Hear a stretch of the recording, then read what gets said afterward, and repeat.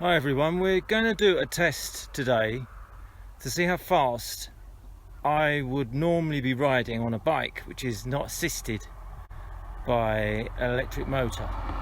So I'm thinking of buying an e-bike. Well, I'm going to buy an e-bike or get an e-bike, and the question is whether this 25 km/h cut-off point means that I'll be normally riding with assistance or without assistance. If I'm riding on the flat without a wind, then what sort of speed do I normally do? Because I don't have a speedometer on my bike. I've never had a speed on my bike. I really don't know how fast I actually ride. Is it 20? Is it 30? I've no idea. So I'm about to find out. I've got a nice stretch of flat road that I found, and I'm just going to use that. I know how far it is. I'm just going to time myself. So I'll see you in a minute when we get there. This is the bike that I'm using. It's a regular hybrid bike from Decathlon. Weighs quite a lot. Nothing special about it. I would probably have paid, say, €300 for it or something, 350 a few years ago. So I'm using just a basic bike here for this test.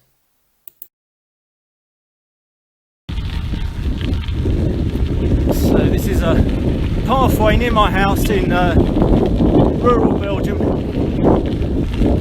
There's loads of these country paths. It's going to be really good when I get my e-bike. Make better use of them. So anyway, find this piece of road that I'm talking about. We'll do a proper time test. So this is the start of the stretch. It's 3.2 kilometers between here and the end point. I'm in Huldenberg and I'm going to Overijs, and that's 3.2. I'm going to go there and back, and to get within 25 kilometers per hour I have to do it in 15 minutes. If it's more than 15 minutes, I'm not riding at 25 kilometers per hour, and therefore the e-bike, if I get one, the motor will kick in. But if I go in less than 15 minutes, the whole stretch, on a flat with no wind, then the engine wouldn't kick in at all. So I'd be riding completely unassisted. So let's see what happens. And the answer is I've failed on the first leg. I've done it in 7:54, it should have been 7:30, so I didn't do the 25, but it's because I was stuck behind some idiot that overtook me as I was putting my camera away. The guy in all the lycra and the racing bike and everything else, and he dawdled, and I was stuck behind him the whole way, and I was riding basically, I wasn't putting any effort into it at all. And I did 7:54, so I'm going to do the return leg now. I'm going to put everything away. I'm just going to go for it. And if I don't do it in 7 minutes, I might as well give up now. Okay, it came in at 6:44, so 6 3/4 minutes.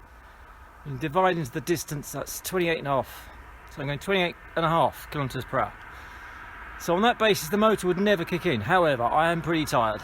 That was a bit of a grueling run. There was a bit of an uphill at the end that I wasn't aware of. So I'm going to do it one more time. This time I'm just going to do it kind of less hell for leather. Just see if I can get inside the 7.5 minutes without killing myself. See you in a minute. Right, well the last time was 6:49. Yeah, something like just a few seconds more. So I guess at that time I must have had a slope or something on my side. But anyway, that's well over 25 kilometers per hour. So a guy in his 50s, reasonably fit, not a Superman, can ride on a flat without headwind at over 25 kilometers per hour, and the motor on an electric bike wouldn't assist him in that time. So you can have an e-bike and only use it for the hills. So that's been the conclusion of the day. Pretty interesting ride. So I'll see you on another video.